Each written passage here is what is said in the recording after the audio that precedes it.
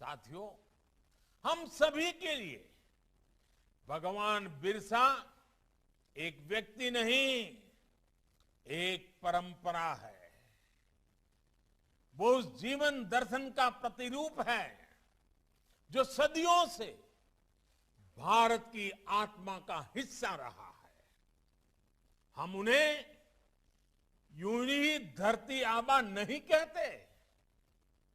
जिस समय हमारे राष्ट्रपिता महात्मा गांधी दक्षिण अफ्रीका में रंग भेद के खिलाफ मानवता की आवाज बन रहे थे, लगभग उसी समय भारत में बिरसा मुंडा गुलामी के खिलाफ एक लड़ाई का अध्याय लिख चुके थे।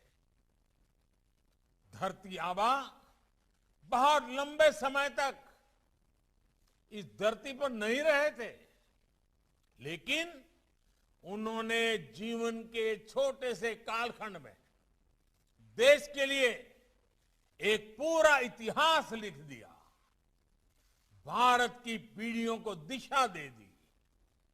आजादी के अमृत महोत्सव में आज देश इतिहास के ऐसे ही अनगिनत पृष्ठों को फिर से पुनर्जीवित कर रहा है, जिन्हें बीते दशकों में भुला दिया गया था।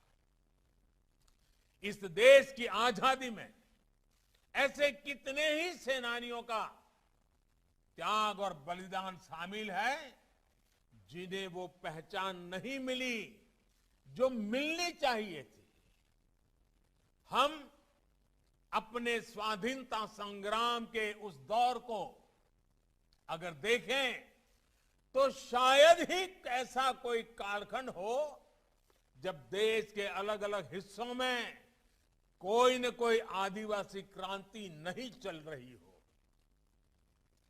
भगवान बिरसा के नेतृत्व में मुंडा आंदोलन हो या फिर संथाल संग्राम और खासी संग्राम हो, पूर्वोत्तर में अहोम संग्राम हो या छोटा नागपुर क्षेत्र में कोल संग्राम, फॉरफील्ड संग्राम हो, भारत के आदिवासी बेटे बेटियों ने अंग्रेजी सत्ता को हर कालखंड में चुनौती दी। साथियों, हम झारखंड और पूरे आदिवासी क्षेत्र के इतिहास को ही देखें तो बाबा तिलका मांझी ने अंग्रेजों के खिलाफ जोरदार मोर्चा खोला था। सिद्धो कानू और चांद भैरव भाइयों ने भोगनाडीह से सांथाल संग्राम का बिगुल फूंका था। तेलंगा खड़िया, शेख भिखारी और गणपत राय जैसे सेनानी, उमराव सिंह टिकैत, विश्वनाथ सहदेव, नीलांबर पीतांबर जैसे वीर, नारायण सिंह, उत्तरा उरांव, जादव नाना, रानी घाइडिल्यो और राजमोहिनी देवी जैसे नायक नायिकाएं, ऐसे कितने ही स्वतंत्रता सेनानी थे जिन्होंने अपना सब कुछ बलिदान कर आजादी की लड़ाई को आगे बढ़ाया। इन महान आत्माओं के इस योगदान को भुलाया नहीं जा सकता। इनकी गौरव गाथाएं, इनका इतिहास हमारे भारत को नया भारत बनाने की ऊर्जा देगा।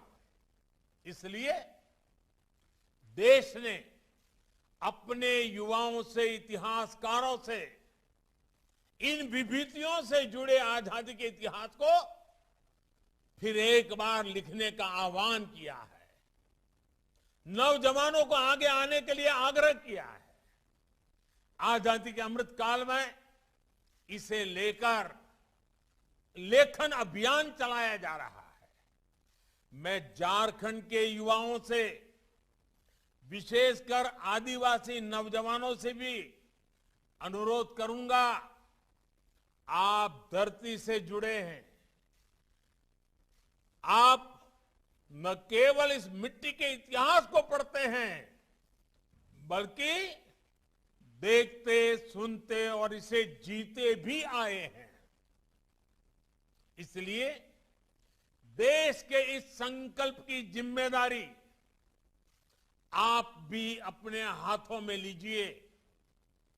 आप स्वाधीनता संग्राम से जुड़े इतिहास पर शोध कर सकते हैं, किताब लिख सकते हैं। आदिवासी कला संस्कृति को देश के जन जन तक पहुंचाने के लिए नए इनोवेटिव तरीके के भी खोज कर सकते हैं।